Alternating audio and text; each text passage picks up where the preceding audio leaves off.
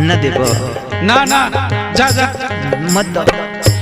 जोगी है दूसर द्वार देख ले। हाँ ठीक भैया दूसर द्वार देख ले। राख होई जइबा एक दिन सुनो। हाँ बोला। राख होई जइबा एक दिन अगिया में जार के जानी तू गुमान कर किराया के घर